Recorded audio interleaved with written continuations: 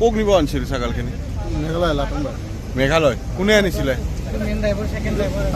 কোনে আনিছিলে? বেপাৰী আছে, বেপাৰী গ'লে আনি দি থৈ যাওঁ। ক'ত গ'ল বেপাৰী? বেপাৰী ঘৰটো আপোনাৰ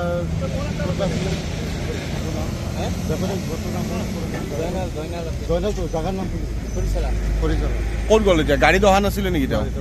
তেওঁ আহি কিনে মালকেইটা উঠাই দিছে। তাৰপিছত আপোনালোকে ক'ত নমালে হয়? মেঘালয়। মেঘালয়। হাউলিৰ পৰা আনিছিলে। ছাগলখিনিৰ কিবা ৰিচিপ্ট আছে নেকি? ছাগলীখিনি ৰিচিপ্ট মানে এটা ৰিচিপ্ট দিছে, সিহঁতৰ ৰিচিপ্টটো অৰিজিনেল নহয় বুলি কৈ আছে। আৰু চাইছে মানে এতিয়া গৰাকী গাড়ীত অহা নাই মানে? ছাগলীৰ গৰাকী মানে গাড়ীত অহা নাই? এনেকে আগে পিছু নিয়ে নে ছাগলী এনেকে পঠাই দিয়ে নেকি আপোনালোকে? নলয়, ঈদ আছিল কাৰণে ঈদৰ আগত ল'ব পৰা নাই, গাড়ী বন্ধ আছিল, আজি ফাৰ্ষ্ট যাই আছে। ইয়াৰে আগতেও নিছে নে এনেকে? কেতিয়াবা সপ্তাহত এদিন বা 15 দিনৰ পিছত এদিন মানে এনেকে পঠাই থাকে তেওঁ? এনেকে পঠাই 10টা 15টা সেনেকে। আমি মানে ক'ত যাব আহিছিল? ইয়াত গাড়ীখন ধৰিছে? ইয়াত ধৰিছে কোনে গাড়ীখন? কি আছে গাড়ীত? কি আছে? মই বাছ পিছফালে চোৱাই নাই গাড়ী।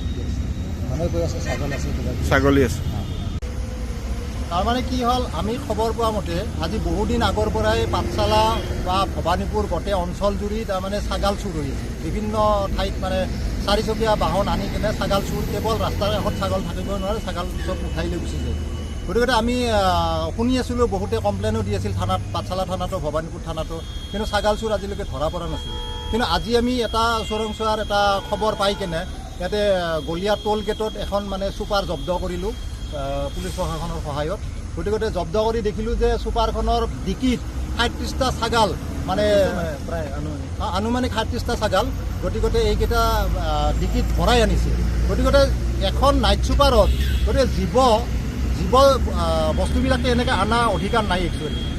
গতিকে তেওঁলোকে এইটো চুৰি কৰাই ছাগাল হ'ব আমাৰ এটা অনুমান। গতিকে এইটো শিলচৰক লগি না ক'ৰবাক লগি মানে লৈ যাই আছিল। গতিকে এতিয়ালৈকে আমি কোনো তথ্য মানে পোৱা নাই যে ছাগালকেইটা কোন বেপাৰী আনিছে, কোন মানে হেৰি আনিছে। ছাগলীৰ গৰাকী পাইছেনে নাই? ছাগলৰ গৰাকী পোৱা নাই। ছাগলীকেইটা কেনেধৰণৰ অৱস্থাত আছে? ছাগলকেইটা এতিয়া বহুত কষ্টত আছে। আমি ডিকিটো খুলি অকণমান মানে পানী চানী খোৱালে আমাৰ ল'ৰাখিনিয়ে।